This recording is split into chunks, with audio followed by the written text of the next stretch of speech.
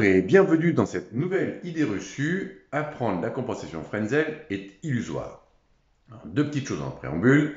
La première, la compensation Frenzel, qu'est-ce que c'est? C'est je pince le nez comme ça et j'utilise essentiellement la langue pour compenser. On va voir de petites choses après, mais voilà. En tout cas, la différence, c'est que en Frenzel, j'utilise la langue et en Vasava, j'utilise essentiellement les muscles abdominaux.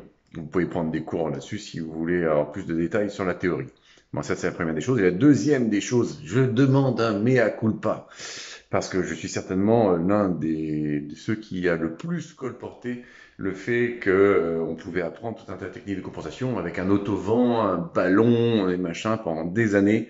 J'ai importé ça d'enseignements qu'on m'a donné il y a quelques années et j'étais avec mon ballon moi aussi en train d'expliquer aux gens plein de choses sur les glottes, blabla, que maintenant j'ai banni ça de mes formations et vous allez comprendre en l'occurrence pourquoi avec ce chapitre.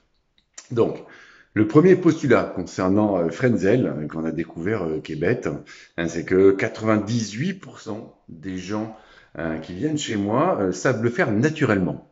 Ça veut dire que j'ai pas besoin de leur apprendre Frenzel et tous les détails qui sont associés de ça. Seulement 2%, c'est des statistiques que j'ai menées sur une dizaine d'années maintenant que je gère ça, en sachant que ça fait 4 ans que j'ai changé mon fusil d'épaule sur les techniques de compensation. Mais en tout cas, en statistique, j'ai mine de rien que 2% des gens qui font Vassalva et 98% des gens qui font Frenzel. Donc, ça veut dire, a fortiori, que la majeure partie des gens font Frenzel. Pour ceux qui font Vassalva, c'est essentiellement quelque chose qu'ils ont appris, qui est du coup pas inné, qu'ils ont appris avec des techniques qui viennent souvent du monde de la plongée, où on leur apprend de souffler pour compenser.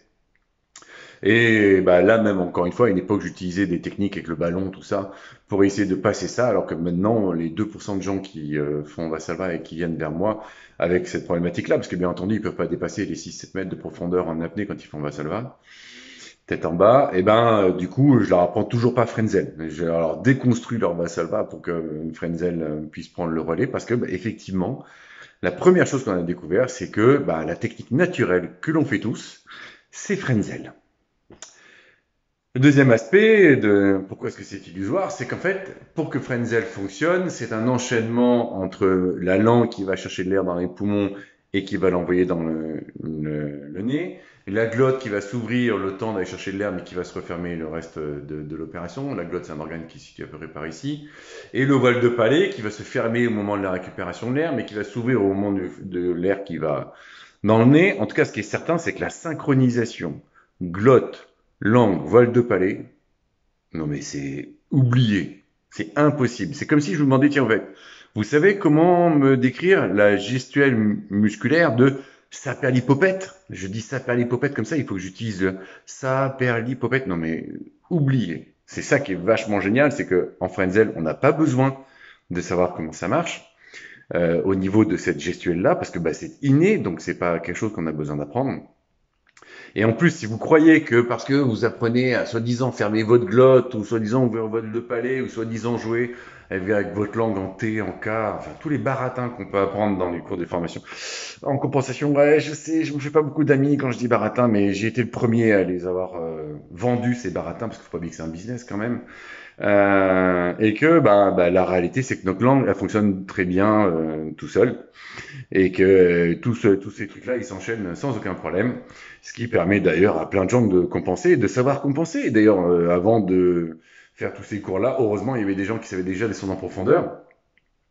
Maintenant, il y a plein de cours là-dessus, mais oui, je suis obligé de dire la majeure partie sont pas valables parce qu'ils sont là surtout pour nous apprendre à comment renforcer quelque chose qu'a priori on sait déjà faire en oubliant, et ça c'est le troisième aspect, que si c'est un geste réflexe avec plein de trucs qui sont faits au milieu, ça veut surtout dire qu'il y a d'autres gestes réflexes, on a identifié 6 du coup, qui lui viennent tout foutre en l'air, notre Frenzel. C'est-à-dire qu'en fait, souvent on est là en train de se focaliser en disant, il faut que je fasse un truc avec un ballon, avec des tubes, des autovents, parce qu'il faut que j'aille travailler cette partie-là, parce que c'est ça qui est défaillant.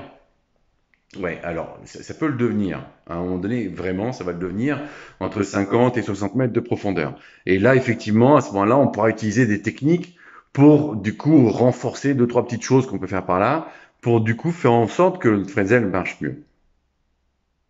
Mais ça remplace pas le fait que vous avez 6 mauvaises habitudes, bien entendu à découvrir pendant les stages. Je ne dis pas tout pendant ces vidéos-là quand même, mais en tout cas, ce qui est important de comprendre, c'est qu'il y a des mauvais réflexes aussi qui vont empêcher que votre frenzel il marche. Et pourquoi est-ce que j'ai arrêté ce que je faisais auparavant avec le ballon? C'est parce que justement, maintenant que je me focalise à enseigner le fait de dire attends, arrête de faire cette erreur-là, arrête de faire cette erreur-là, arrête de faire cette erreur-là, du coup, j'enlève les mauvais réflexes.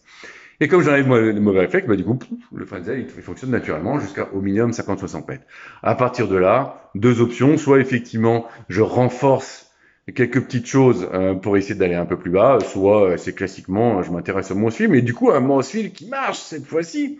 Parce que bah, du coup, j'ai plus les mauvais réflexes que j'ai en frenzel et que je les embarque pas en mouse feel. Et comme je les embarque pas en mouse feel, mon mouse feel il marche directement.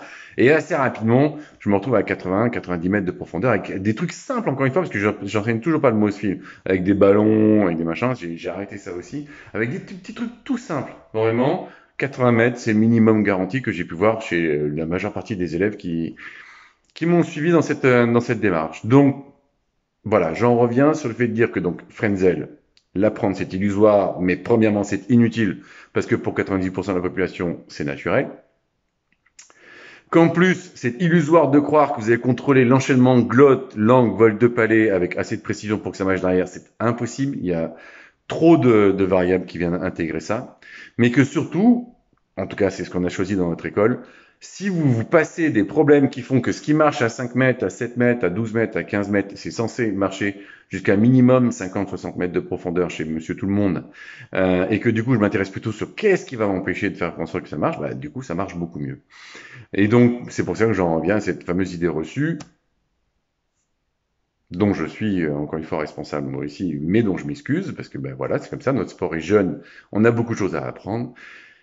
Et bien voilà, dès qu'on s'intéresse à ce qui freine le frenzel, et ben on s'intéresse toujours au fait de dire, ben, en fait, apprendre frenzel, c'est inutile. Apprendre mouse feel jusqu'à 50-60 mètres de profondeur, c'est complètement inutile, c'est sûr. Et avec juste deux petites astuces toutes bêtes, les 80 mètres, ils vont vous être ouverts. Donc c'est pas la peine de prendre des trucs compliqués.